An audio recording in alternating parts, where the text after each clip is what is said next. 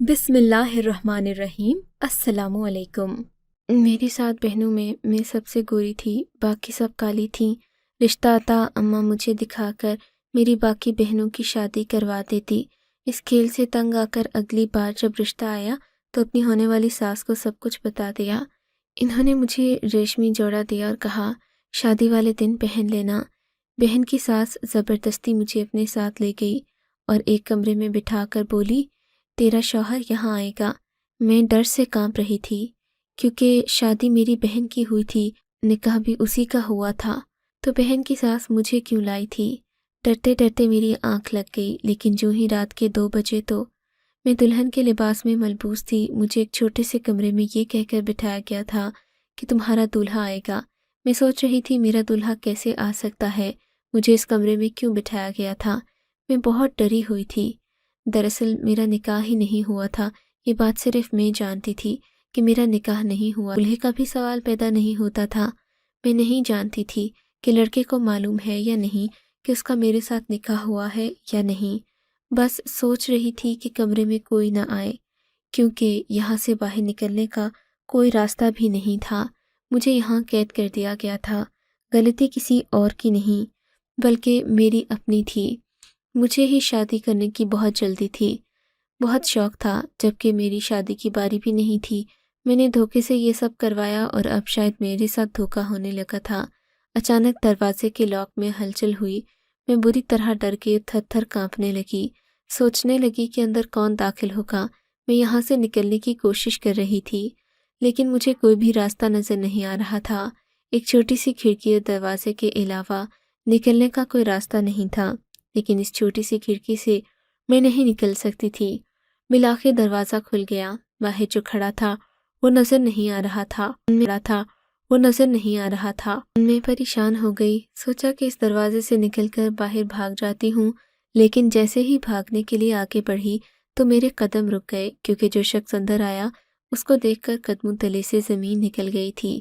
کمرے میں داخل ہونے والا شخص کوئی اور نہیں بلکہ میرا سگا۔ میرا نام روپ ہے۔ دراصل میرا نام میری دادی نے فرزانہ رکھا تھا، لیکن میں نے اپنا نام فرزانہ سے ہٹا کر روپ رکھ لیا۔ میں اپنی بہنوں میں 5ویں نمبر پر تھی۔ ہم کل ملا کر 7 بہنیں تھیں۔ میرے بابا اس دنیا میں نہیں تھے۔ ہم بہنیں گھر میں ٹیوشن پڑھایا کرتی تھیں۔ میری امی لوگوں کے کپڑے سیتی تھیں، لیکن ہم ساری بہنوں کے ساتھ ایک بہت ہی عجیب بات تھی، اور وہ یہ کہ ساری بہنیں کالی تھیں، جبکہ میں بہت زیادہ گوری تھی۔ میرے بابا کا رنگ بہت کالا تھا، اس لیے ساری بہنیں شاید بابا پر ہی چلی گئیں۔ میری ماں کا رنگ قدرے صاف تھا، لیکن نانی بہت ہی حسین تھی۔ سب کہتے تھے میں اپنی نانی پر گئی ہوں، لیکن جب 7 بہنوں میں سے ایک حسین بہن ہو، کوئی اچھی بات نہیں ہوتی۔ میری ساری بہنیں مجھ سے چلتی اور مجھے برا بھلا کہتی۔ جو مجھ سے چھوٹی تھی وہ تو میری بات نہیں مانتی، اور جو مجھ سے بڑی تھی وہ مجھ پر بیجا حکم چلاتی، کہتی کہ اس سے سارے گھر کے کام کروایا کرو تاکہ یہ بھی ہماری طرح ہو جائے، کیونکہ ہم تو کام کرنے کی وجہ سے کالی ہو گئی ہیں۔ جبکہ وہ اچھی طرح جانتی تھی کہ وہ بابا پر گئی تھی اور بابا کا رنگ اچھا خاصا پکا تھا، جیسے ان کے کالے ہونے میں ان کا کوئی قصور نہیں تھا، ایسے ہی میرے حسین ہونے میں بھلا میرا کیا قصور تھا؟ میں نے تو کوئی حرکت نہیں کی تھی اپنے ساتھ، میں بھی وہی کھاتی تھی جو یہ سب کھاتی تھیں، میں بھی چہرے پر وہی چیز لگاتی جو ان کے استعمال میں ہوتی۔ ایسا کچھ نہیں تھا جس سے میری خوبصورتی میں اضافہ ہو۔ میری ماں بہت باہمت عورت تھی، لیکن میری ماں کو سارے خاندان والے یہی کہتے کہ تمہاری ان کالی کلوٹی بیٹیوں کا رشتہ کون لے گا۔ پہلے ہمارے چاچو کے ساتھ ہم لوگ الگ ہو گئے، جب ان کے ساتھ رہتے تو ان کی بیوی اور میری دادی بھی ہمیں یہی باتیں سناتی رہتی کہ ایک تو بیٹیاں پیدا کی ہیں اس عورت نے، اور وہ بھی ایسی کالی کہ ان کو کوئی اپنے گھر کی عزت نہیں بنانا چاہے گا۔ لیکن امی نے ہماری پڑھائی پر بہت توجہ دی تھی۔ ہم سب بہنیں ہی پڑھی لکھی تھیں، باقی چھوٹی بہنیں ابھی پڑھ رہی تھیں۔ ہمارے خاندان میں بہت رشتے تھے۔ میرے چاچو اور تایابو کے بیٹے تھے، بیٹیاں نہیں تھیں۔ اس کے علاوہ ماموں بھی تھے، ان کے بیٹے بھی ہمارے ساتھ کے جوان تھے۔ اگر خاندان کے لڑکے ہماری ذمہ داری لینے کو تیار ہو جاتے تو ہم ساری بہنوں کی شادی خاندان میں ہی ہو جاتی، لیکن خاندان والوں نے تو ہم سے منہ موڑ لیا، وہ ہم سے شادی نہیں کرنا چاہتے تھے۔ ویسے بھی آج کل سب کو گوری اور خوبصورت بہو چاہیے ہوتی ہے، لڑکی کا رنگ تھوڑا بھی کالا ہو تو اسے کوئی اپنے گھر نہیں لے کر جاتا، اور بہنیں تو اچھی بھلی کالی تھیں۔ میری ماں اور بڑی بہن پریشان رہتی، لیکن پھر اماں نے ایک ایسی ترکیب نکالی جو کسی ایسی عورت ہی کے دماغ میں آ سکتی ہے جس نے زمانے سے اکیلی لڑائی کی ہو۔ میری ماں نے ایک ایسا کام کیا جو دنیا والوں کی نظر میں بے شک دھوکہ تھا، اس میں بہت بڑا رسک تھا، لیکن پھر بھی اس کے علاوہ کوئی چارہ نہیں تھا۔ جب میری بڑی بہن کے رشتے والے آئے تو میں بہت خوش ہوئی۔ میں نے سوچا اللہ کرے اس دفعہ میری بہن کو پسند کر کے چلے جائیں، میری بہن کی شادی ہو تاکہ میں بھی شادی میں تیار ہوں، نئے کپڑے بناؤں۔ میں تو اسی بات پر خوش تھی، لیکن جب ان کے آنے میں 1 گھنٹہ تھا تو میری ماں میرے کمرے میں آئی۔ ان کے ہاتھ میں خوبصورت جوڑا تھا۔ میں اس جوڑے کو دیکھ کر ہی خوش ہونے لگی کہ یہ کس کا ہے۔ کہنے لگی تمہارے لیے بنایا ہے۔ میں نے خود ساری رات جاگ کر اسے پہن کر تیار ہو جاؤ، اچھا سا میک اپ بھی کر لینا، بال بھی بہت پیارے سے بنا لینا۔ میں نے ان کو حیران ہو کر دیکھا کہ وہ تو باجی کو دیکھنے آ رہے ہیں، ایسے میں اگر میں اتنا تیار ہو کر ان کے سامنے آئی تو کہیں وہ مجھے نہ پسند کر کے چلے جائیں۔ ویسے بھی پچھلی دفعہ جب لے آئے تھے یہی ہوا تھا۔ اس کے بعد امی نے کہا تھا آئندہ جب بھی لڑکے والے آئیں میں ان کے سامنے نہ آؤں، پھر اب مجھے تیار ہونے کا کیوں کہہ رہی ہیں؟ میری ماں نے کہا اپنا دماغ استعمال نہیں کرو، جتنا کہا ہے اتنا ہی کرو۔ جب لڑکے والے آئے تو چپ کر کے وہاں آ کر بیٹھ جانا، منہ سے کوئی لفظ نہیں نکالنا، اگر وہ تم سے کچھ پوچھیں ہاں یا نہ میں جواب دے کر بات ختم کر دینا۔ میری ماں جو بھی کر رہی تھی میں جانتی تھی کہ وہ بہت عجیب ہے۔ میری بہن کچن میں کھڑی ہو کر چیزیں بنا رہی تھی، اس کے چہرے پر اداسی تھی، مجھے ایسے دیکھ رہی تھی جیسے مجھے کھا جائے گی۔ جب لڑکے والے آئے تو میری ماں نے مجھے چائے کی ٹرے پکڑا کر آگے کر دیا جیسے کہ وہ مجھے دیکھنے کے لیے آئے، لیکن ابھی میرا نمبر نہیں تھا۔ ابھی تو 4 بڑی بہنیں بیٹھی تھیں۔ انہوں نے جب پوچھا کہ آپ کی بیٹی صبا کو بلا دیں تو امی نے مجھے بھیج دیا۔ انہوں نے کہا بیٹی کیسی ہو؟ وہ مجھے صبا کہہ رہی تھی جبکہ میرا نام صبا نہیں تھا۔ امی نے ان سے جھوٹ بولا کہ میں روپ تھی، صبا کی جگہ مجھے بٹھا دیا گیا، لیکن اس بات سے امی کا کیا مقصد ہو سکتا تھا؟ اگر وہ میری شادی کرنا چاہتی تھیں تو پھر ان کو میرا نام صبا کیوں بتا رہی تھیں؟ ان لوگوں نے کہا کہ ہمیں آپ کی بیٹی پسند ہے۔ میری باقی بہنوں میں سے کوئی بھی سامنے نہیں آیا، بلکہ آنا تو دور، میری بہنیں گھر میں ایسے دبک کر بیٹھی تھیں کہ جیسے گھر میں ہی نہیں ہوں۔ امی نے ان کو کہہ دیا کہ میں آپ کو جہیز نہیں دے سکتی، بس 4 کپڑوں میں بیٹی دے سکتی ہوں۔ ان کا کہنا تھا کتنی پیاری بیٹی ہے، ہمیں جہیز کی ضرورت نہیں، 2 ہفتے میں ہی نکاح کی رسم ہوگی۔ نکاح والے دن میں یہ سوچ کر پریشان تھی کہ کہیں میری شادی تو نہیں کروا رہے۔ امی سے پوچھا تو امی ڈانٹ کر چپ کروا دیتی، لیکن نکاح والے دن میری جگہ میری بہن کو ہی بٹھایا گیا، گھونگھٹ پر بول کر کروایا کہ یہ ہماری رسم ہے۔ میری بہن کو رخصت کر دیا گیا، یعنی اماں نے ان لوگوں کو میری شکل دکھا کر رخصت میری بہن کو کر دیا۔ صرف اتنا ہی نہیں، شادی عین وقت پر مجھے کمرے میں بند کر دیا۔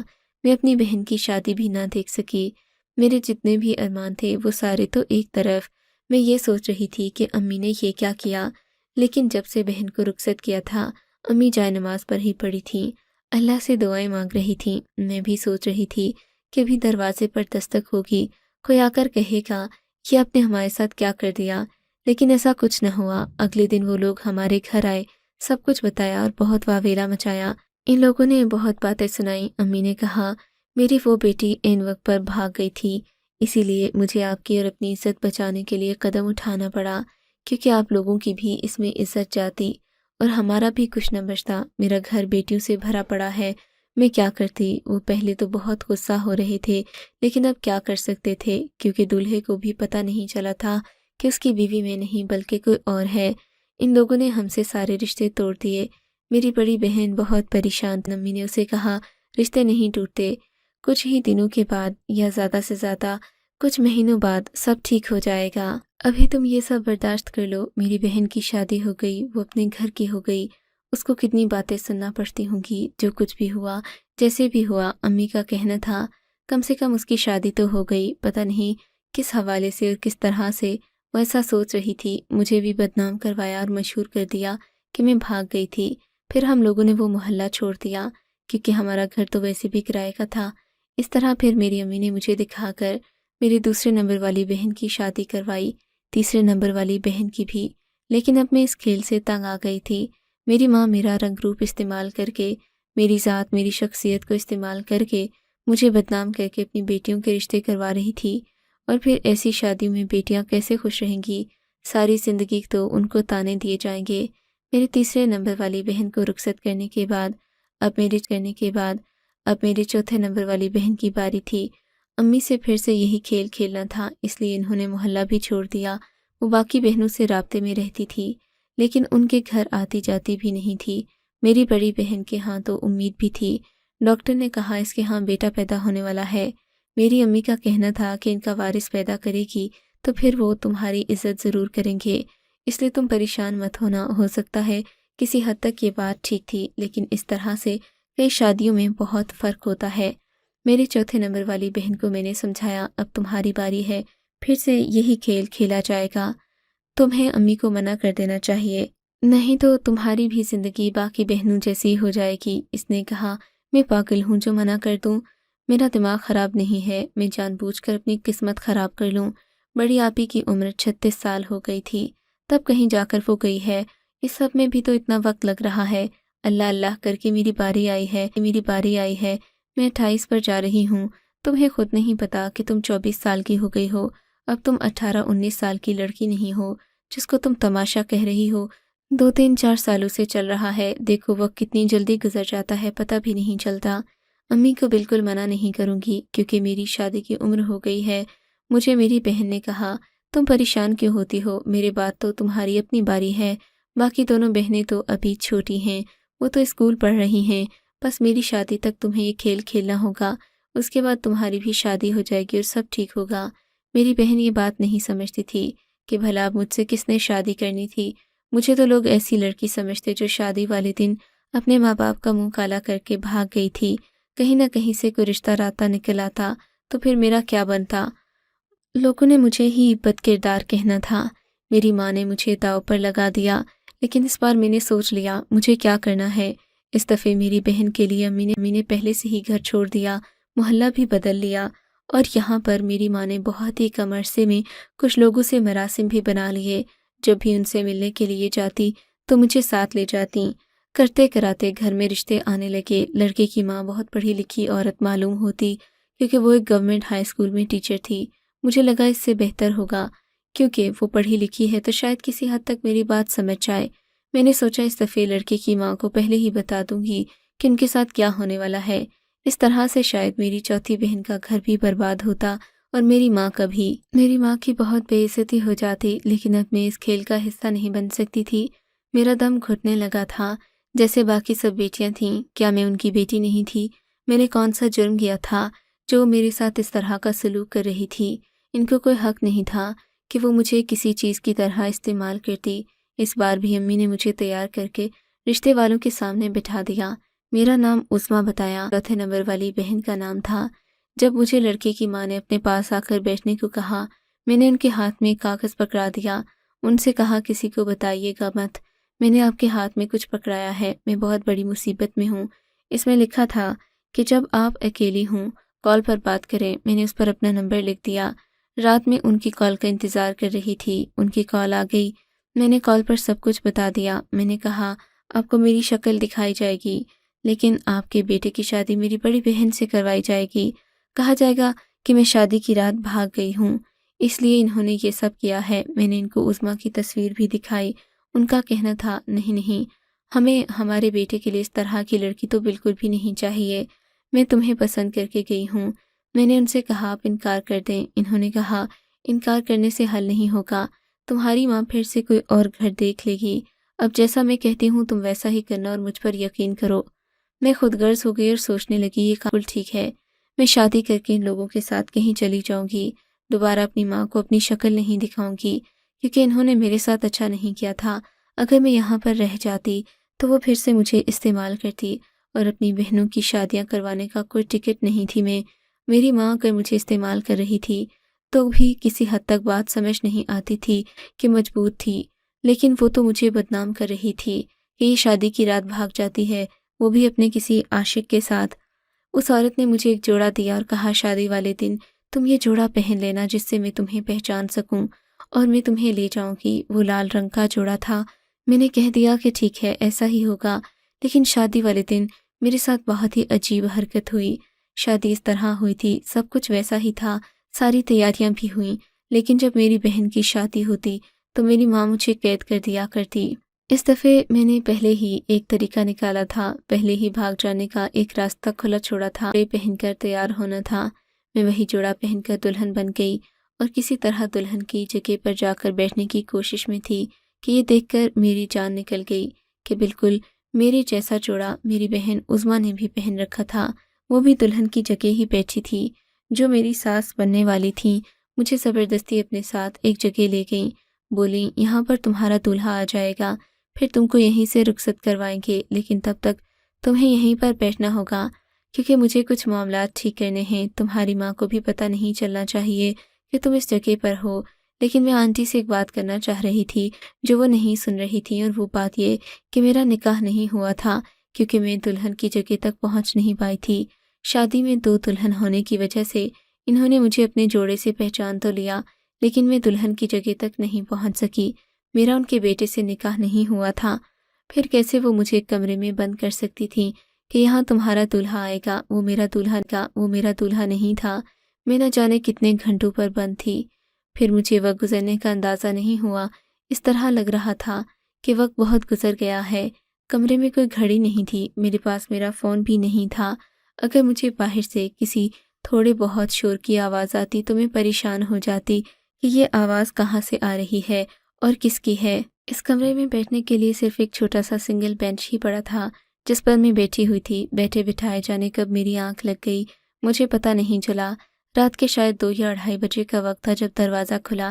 میں بری طرح ڈر گئی۔ اس وقت اندر کون آ رہا تھا؟ اگر وہ عورت تھی یا اس کا بیٹا تھا تب بھی مجھے یہاں سے نکل جانا چاہیے تھا، اور پھر اسے بتا دینا چاہیے تھا کہ میں اس کی بیوی نہیں ہوں، اس کا اور میرا نکاح نہیں ہوا۔ جانے میری ماں کیا سوچ رہی تھی، میری بہن کہاں تھی، باہر کیا ہو رہا تھا۔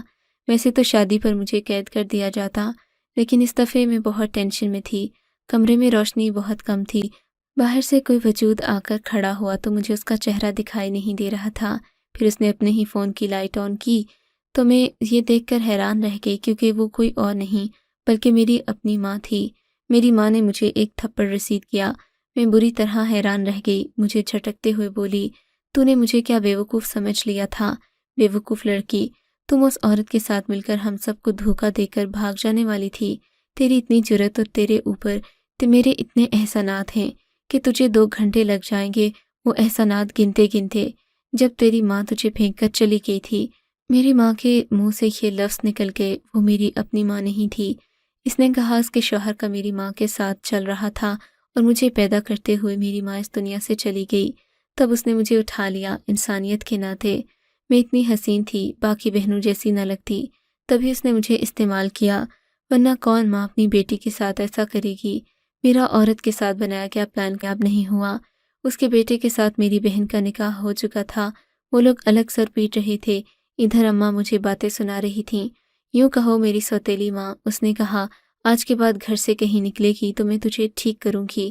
تو بہت زیادہ سر پر چڑھ گئی ہے، ابھی تیری 2 بہنوں کی شادی کروانی ہے، اس کے بعد سوچوں گی کہ تیرا کیا کرنا ہے۔